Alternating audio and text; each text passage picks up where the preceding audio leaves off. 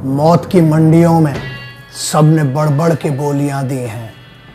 जब भी मांगी मेरे देश ने कुर्बानी, माओ ने भर भर के झोलियां दी हैं। बहुत कंप्लेन है लोगों की। कंफर्टेबल जो लोग हैं प्लीज ना देखें।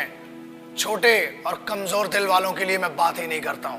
बहुत इज्जत से कम होता है, इन गद्दारों के लिए तो इज्जत कभी नहीं, लेकिन फिर भी इज्जत से यह है कि कब तक साली कड़ी निंदा, कब निकलेगा भाई डंडा।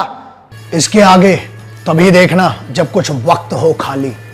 ऐसा है, बहुत सारे कामों के लिए वक्त निकाला जाता है। आज इस देशभक्ति के लिए, आज अपने देश के लिए, उन योद्धाओं के लिए, उन वीरों के लिए, वीरांगनाओं के लिए, उन शहीदों के लिए चंद मिनट आपसे मांग नहीं रहा हूं, सलाह दे रहा हूं। देखना हो देखो, वरना अपने काम पर लग सकते हो, कोई फर्क नहीं पड़ता है। क्योंकि जिसे देश से मोहब्बत है वो तो इसके आगे देखेगा और उसके खून में उबाल आएगा और फिर से इज्जत आएगी। और लहू में लाल रंग तो बहुतों के बहता है। मैं उनकी बात कर रहा हूं जिनके लहू में इंकलाब बहता है, वो देखें। जिनके लहू में तिरंगा बहता है वो देखें। एक हिंदुस्तानी का परिचय ये है, हमारा यही अंदाज पूरे जमाने को खलता है कि ये तूफान में चलने वाला चिराग क्यों किसी से नहीं डरता है। ये कैसी चाहत है यारों, ताउमर जन्नत को पाने के लिए खुद जमी की जन्नत को उजाड़ बैठे। आंधियां चल रही हैं आज फिर तिरंगे को झुकाने को, झुकने न देंगे तिरंगा, तेरे लाल खड़े हैं माँ सर कटाने को। मुश्किलें तो बहुत दी है मौला तूने मुझे, फिर भी जिंदा हूं, ये मेरी माँ की दुआओं का असर लगता है। सोने के लिए दी है तूने जमीन इतनी कम कि पैर सीधे करता हूं तो दीवार में सर लगता है। हिंदुस्तान की जमीन है यार। 15 अगस्त 26 जनवरी 2 दिन बड़े इंपॉर्टेंट इस देश में माने जाते हैं।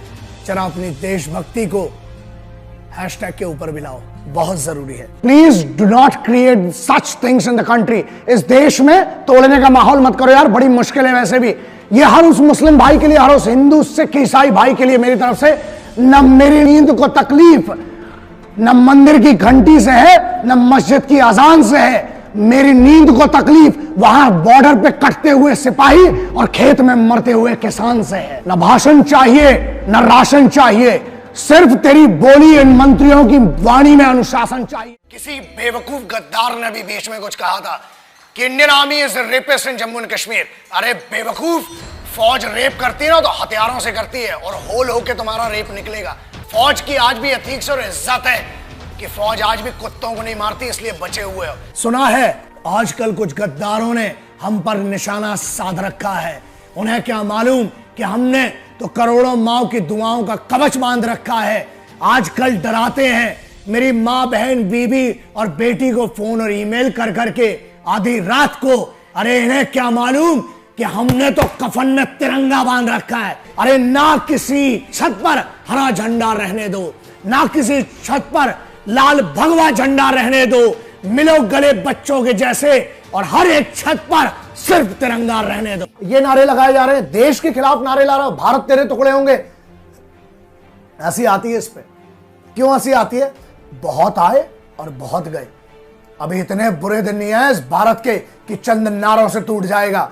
और हाँ, जो लोग देश के खिलाफ नारे लगा रहे हैं, सिर्फ एक बात याद रखना, आप फौज के खिलाफ बोलते हैं, आप देश के बारे में बोल रहे हैं। यार शर्म करिए आप अपने आप से पूछिए, आपने इस देश के लिए क्या किया। देखो यहां पर कुछ बेवकूफ कमबख्त हिंदू मुसलमान की लड़ाई में मर जाते हैं, और इन जैसे बेवकूफों के लिए कुछ वहां सिपाही बर्फ में मर जाते हैं। उनकी शहादतों की तो इज्जत कीजिए, प्लीज प्यार से रहिए। काम आएगा बूढ़ों की इज्जत कीजिए, महिलाओं की इज्जत कीजिए, बच्चों की इज्जत कीजिए।